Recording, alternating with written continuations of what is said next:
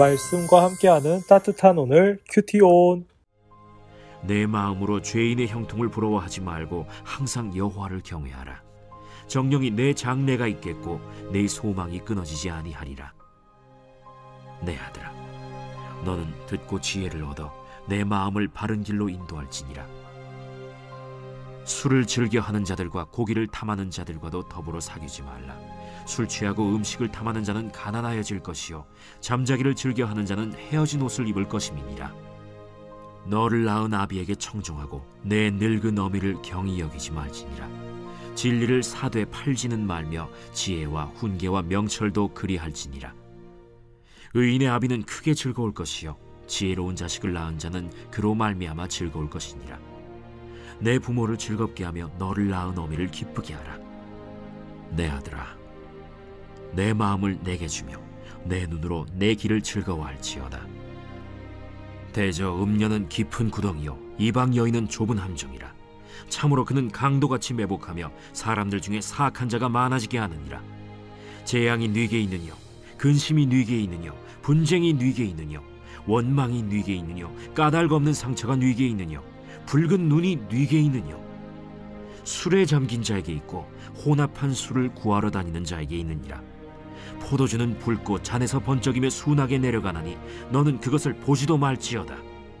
그것이 마침내 뱀같이 물 것이요 독사같이 쏠 것이며, 또 내 눈에는 괴이한 것이 보일 것이요 내 마음은 구부러진 말을 할 것이며, 너는 바다 가운데에 누운 자 같을 것이요 돛대 위에 누운 자 같을 것이며, 내가 스스로 말하기를 사람이 나를 때려도 나는 아프지 아니하고 나를 상하게 하여도 내게 감각이 없도다. 내가 언제나 깰까 다시 술을 찾겠다 하리라. 말씀과 함께하는 따뜻한 오늘 큐티온, 화요일의 큐티온을 기도함으로 시작합니다. 기도하겠습니다. 사랑과 은혜가 많으신 하나님 아버지, 화요일에 이 시간 주님의 말씀을 바라볼 수 있는 자리에 초대해 주심에 감사드립니다. 오늘도 주님이 허락하신 말씀 붙들고 살아가는 저희들 될 수 있게 하여 주옵소서. 이 모든 말씀 예수님의 이름으로 기도드립니다. 아멘. 오늘의 말씀은 총 5가지 교훈으로 나눠져 있습니다. 17절부터 18절이 한 단락이고요.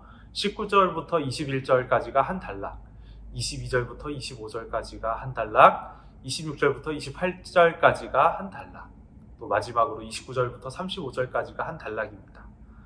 말씀을 묵상하실 때 이렇게 단락을 구분 지으셔서 각 교훈에 집중해 보시는 것을 추천드리겠습니다.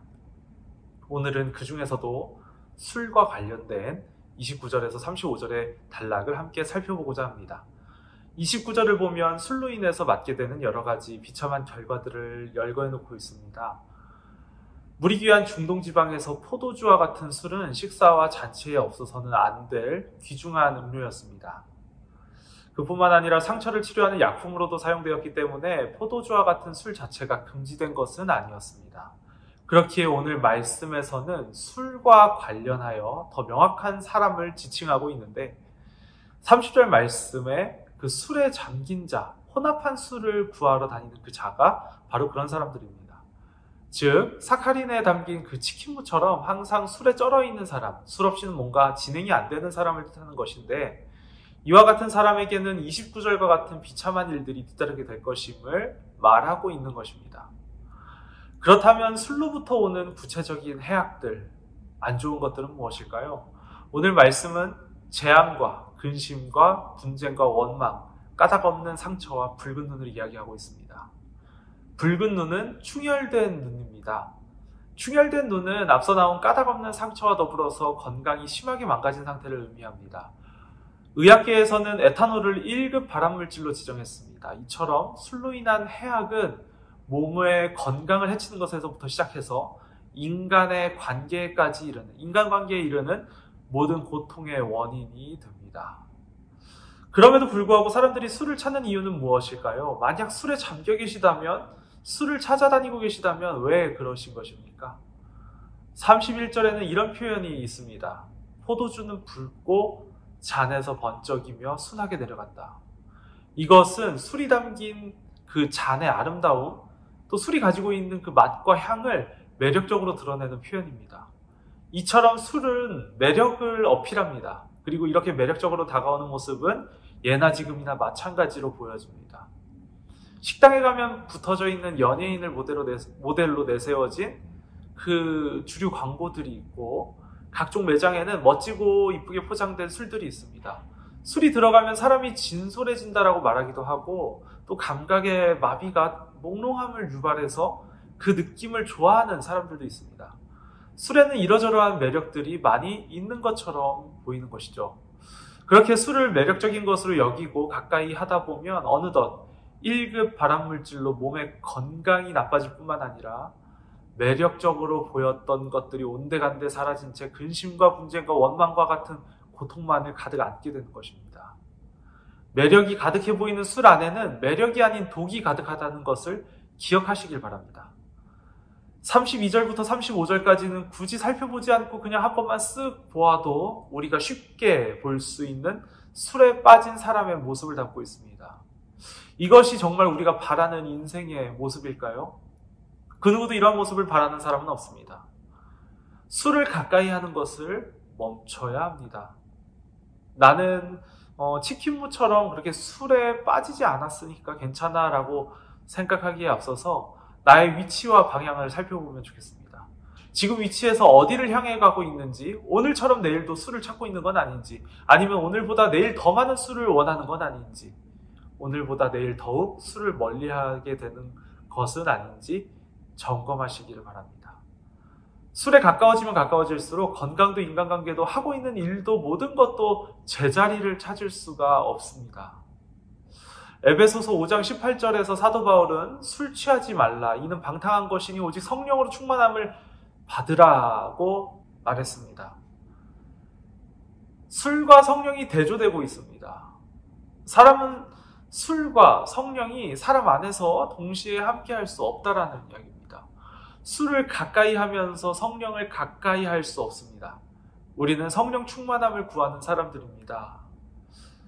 이제 연말입니다. 12월입니다. 많은 송년 모임들이 있을 것입니다. 특히나 연말에는 더더욱 술이 빠지지 않는 모임들이 많습니다. 그리스도인으로서 술을 멀리하고 연말에 그 모든 모임 가운데 그리스도의 향기가 가득한 모임이 될 수 있도록 부단히 노력하는 저와 여러분이 될 수 있으면 좋겠습니다. 오늘의 묵상 문장입니다. 오늘은 묵상 문장을 준비해 보았습니다. 아까 에베소서 말씀입니다. 술 취하지 말라, 이는 방탕한 것이니 오직 성령으로 충만함을 받으라. 오늘 잠언의 말씀과 함께 에베소서 말씀을 붙들고 더욱 깊은 묵상과 기도의 자리로 나아가도록 하겠습니다. 기도하겠습니다.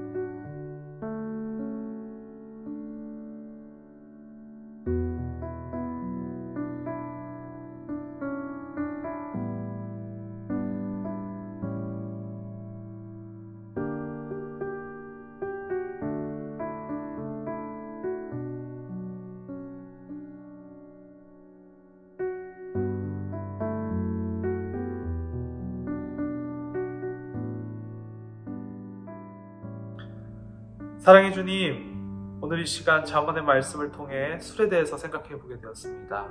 주님, 저희의 사회생활 안에는, 또 학교생활 안에는 많은 유혹들이 있습니다. 술이 매력적으로 보이게끔 만드는 상황들이 참 많습니다. 그러나 주님, 그것이 헛된 것임을, 그것이 옳지 않은 것임을 기억하고 또 그 말씀대로 살아가고자 노력하는 저희들 될 수 있게 하여 주옵소서. 이 모든 말씀 예수님의 이름으로 기도드립니다. 아멘.